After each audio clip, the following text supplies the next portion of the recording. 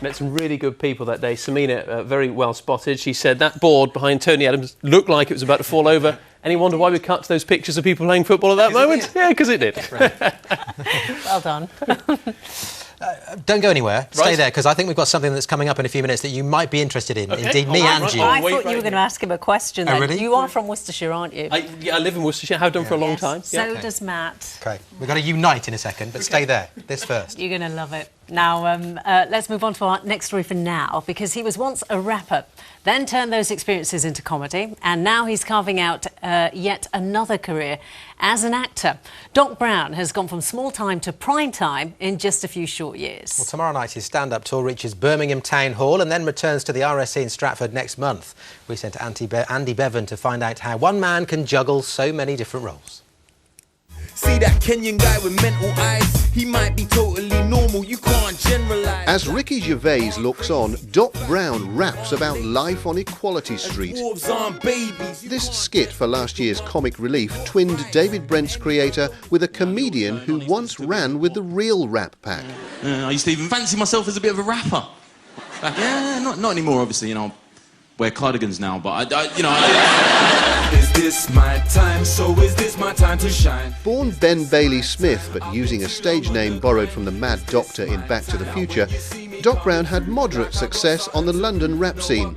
But national fame beckoned after he turned those street life experiences into comedy, first as a writer and then a performer. I got bling rings, glittery things you can't top. Genuine Elizabeth Duke, Argos, nuts my pants are Primark. That's right, 3 in a pack, a fiver.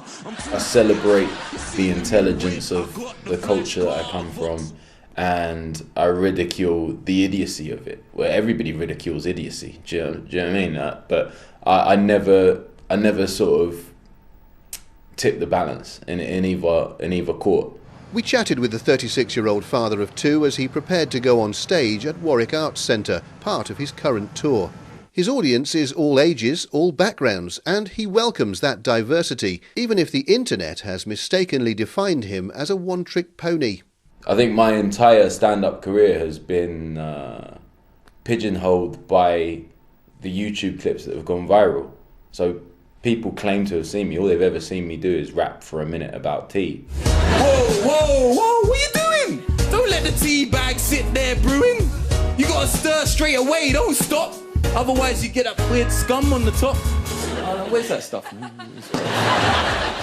Many who haven't heard of Doc Brown the comedian will have seen Ben Bailey Smith the actor.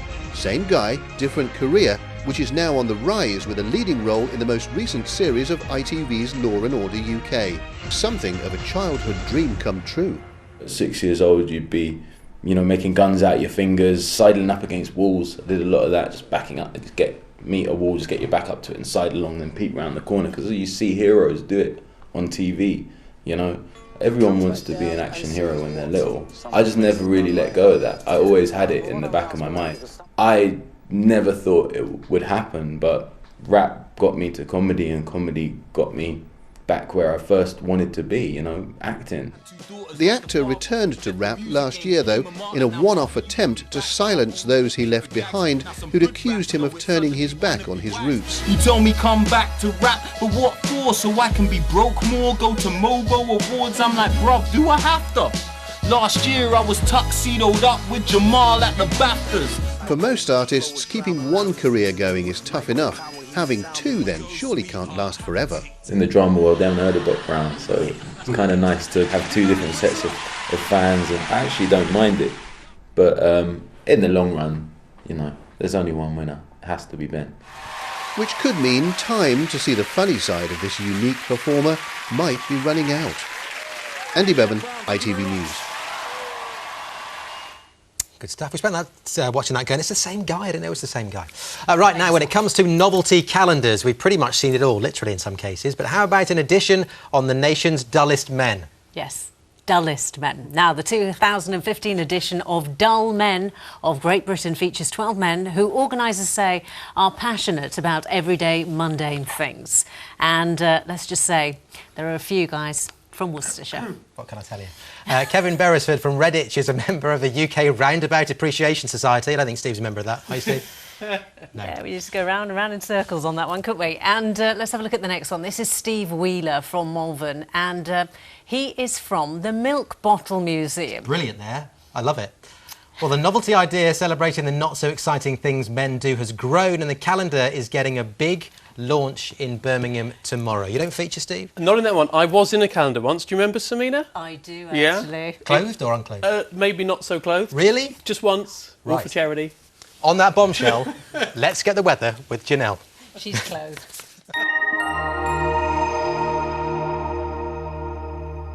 Hello, yesterday evening was a beautiful end to the day, and so thank you very much to Carla for this beautiful picture of the Edgbaston Reservoir, a lovely sunset. One of the nicer things about autumn. The not so nice thing is that the weather becomes rather unsettled, and this weekend is testament to that. We've seen a northerly wind turn into a southwesterly, a fairly wet wind, and that's going to be feeding in quite a few showers tomorrow as low pressure really does begin to dominate.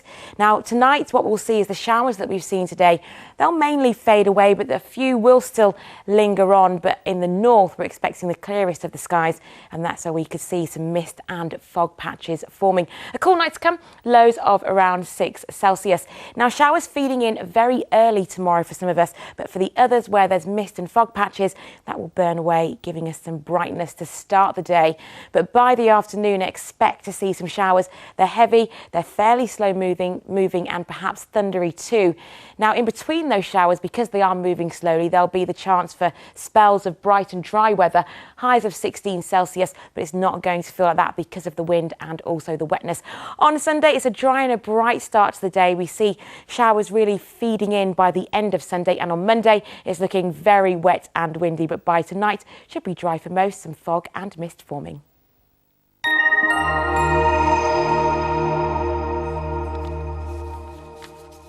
And just before we go, let's give you a reminder of tonight's top stories on ITV News Central. Malala Yousafzai, the teenager shot by the Taliban in Pakistan for campaigning for the rights of girls to an education, has become the youngest person ever to be awarded the Nobel Peace Prize. She was treated by surgeons in Birmingham 2 years ago, and today gave her thanks for the top honour in the city. The family of a man who went missing during a wedding celebration in Warwickshire has made a desperate appeal for him to get in touch. Police say they're very concerned for Baljeeb Jahal's welfare. And on our website, the lovely story about a kitten born with extra toes. If you want to read all about it, itv.com/central is the address. And we have checked. It is toes, isn't it? Not just claws. Claws. Yeah. Cats don't have toes. That's ridiculous. They have toes as well. So. OK, all right then. Tweet us if we're wrong. I'm sure you will.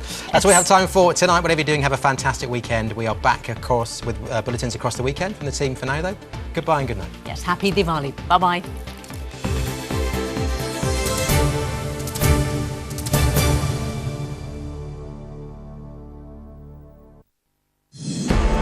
A new chapter in British politics as UKIP march into Parliament with their first elected MP.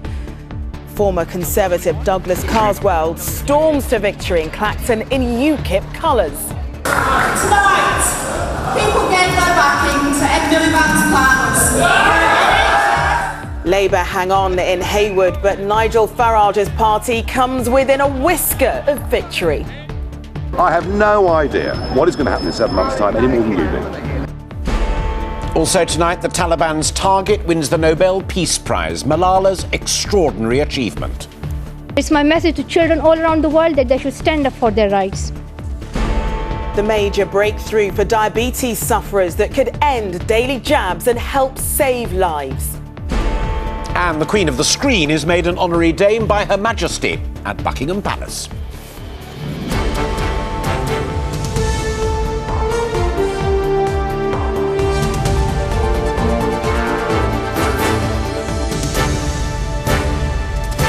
This is ITV News at 6:30 with Charlene White and Alistair Stewart.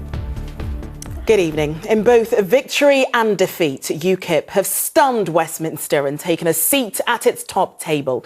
The victory was in Clacton, a thumping by-election win over the Tories, giving the party its first elected MP. The defeat was in the Labour heartland, Hayward and Middleton.